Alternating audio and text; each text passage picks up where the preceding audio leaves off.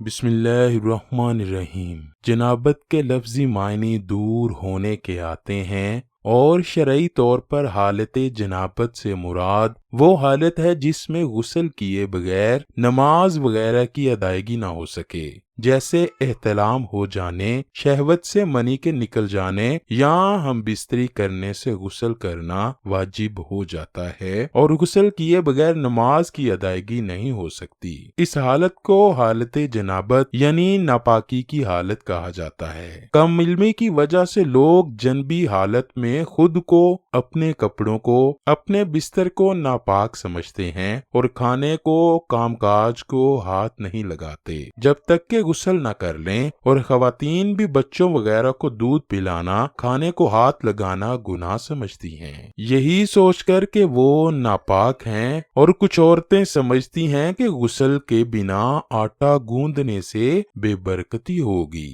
حالانکہ شریعت محمدی اس جہالت کا رد کرتی ہے اور اس سلسلے میں اللہ کے پیارے نبی حضرت محمد صلی اللہ علیہ وآلہ وسلم کی بے شمار صحیح اور مستند احادیث مبارکہ موجود ہیں۔ ہم بستری کے بعد مرد یا عورت کے لیے صرف نماز، طواف اور مسجد میں ٹھہرنا حرام ہے، اس کے علاوہ باقی تمام کام کرنا جائز ہیں۔ مرد و خواتین پر کہیں بھی ایسی کسی پابندی کا ذکر نہیں، بلکہ غسل کرنے سے پہلے بھی جنابت کی حالت میں ہی تمام لوگ عام روٹین کے کام کاج کر سکتے ہیں، روزہ رکھنے کے لیے سحری کھا سکتے ہیں، کھانا تیار کر سکتے ہیں یا پھر گھر کے دوسرے کام کاج نپٹانے بھی جائز ہیں، اور اسی طرح ماں بچوں کو دودھ پلا سکتی ہے اور ان کی دیکھ بھال بھی کر سکتی ہے۔ اس کی کئی ایک دلیلیں موجود ہیں۔ حضرت حذیفہ رضی اللہ تعالیٰ عنہ بیان کرتے ہیں کہ نبی مکرم صلی اللہ علیہ وآلہ وسلم ان سے ملے تو آپ مصافحے کے لیے ہاتھ پھیلاتے ہوئے ان کی طرف بڑھے۔ حذیفہ نے کہا، میں جنبی ہوں۔ اس پر آپ صلی اللہ علیہ وآلہ وسلم نے فرمایا، مسلمان نجس نہیں ہوتا۔ اس طرح کی ایک حدیث پاک بخاری کی حدیث نمبر 283 ہے، جس میں حضرت ابو ہریرہ رضی اللہ تعالیٰ عنہ فرماتے ہیں کہ ایک دفعہ میں حالت جنابت میں ہونے کی وجہ سے حضور کے سامنے ہونے کے باوجود بھی ان سے نہ ملا، جس پر حضور اکرم نے فرمایا کہ مسلمان ہرگز ناپاک نہیں ہوتا۔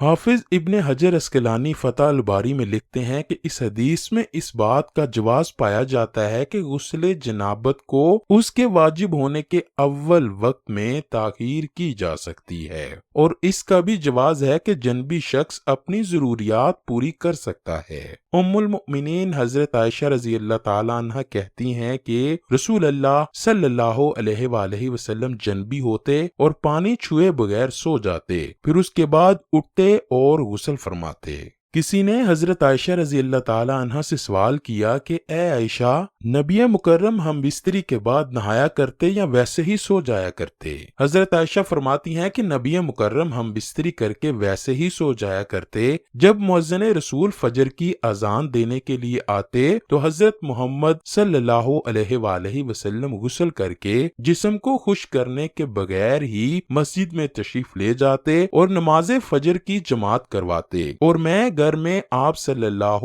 علیہ وآلہ وسلم کی آواز سنتی رہتی، پھر آپ صلی اللہ علیہ وآلہ وسلم روزہ رکھ لیتے۔ کسی نے عامر رضی اللہ تعالی عنہ سے پوچھا، کیا یہ روزوں کے مہینے میں ہی ایسا ہوتا تھا یا کہ عام معمول میں بھی یہی ہوا کرتا تھا؟ تو حضرت عامر نے فرمایا کہ روزوں کے علاوہ بھی ایسا ہوا کرتا تھا۔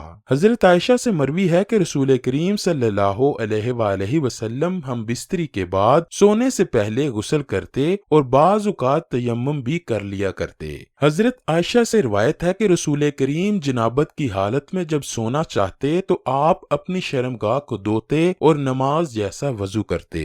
رسول اللہ صلی اللہ علیہ وآلہ وسلم نے حضرت عمر کو بھی جنابت کی حالت میں سونے سے پہلے وضو کرنے اور اپنی شرمگاہ کو دھونے کا حکم دیا تھا۔ حضرت عائشہ فرماتی ہیں کہ رسول اللہ صلی اللہ علیہ وآلہ وسلم بعض اوقات غسل کر کے سوتے اور بعض دفعہ حالت جنابت میں ہی وضو کر کے سو جایا کرتے۔ ناظرین گرامی، افضل یہی ہے کہ جنابت کے بعد جتنی جلدی ہو غسل کیا جائے، کیونکہ ایسا نہ ہو کہ کہیں غسل کرنا ہی بھول جائیں۔ کھانے پینے، سونے، عورتیں بچوں کو دودھ پلانے سے پہلے جنابت کی حالت میں وضو کر لیں تو یہ افضل ہے۔ ناظرین گرامی، یہ یاد رہے کہ یہ وضو کرنا بھی واجب نہیں ہے، لیکن وضو کرنا اور شرمگاہ کو دھو لینا مستحب ہے۔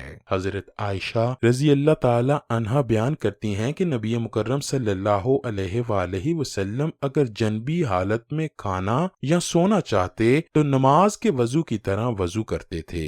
وضو کرنا اس لیے بھی افضل ہے کہ نبی مکرم نے فرمایا، 3 لوگوں کے پاس رحمت کے فرشتے نہیں آتے، کافر کی لاش اور خلوق خوشبو لگانے والا اور جنبی شخص، جب تک کہ وہ وضو نہ کر لے۔ اللہ پاک سے دعا ہے کہ وہ ہمیں دین اسلام کے مطابق زندگی بسر کرنے اور ہمیشہ پاک صاف رہنے کی توفیق عطا فرمائے۔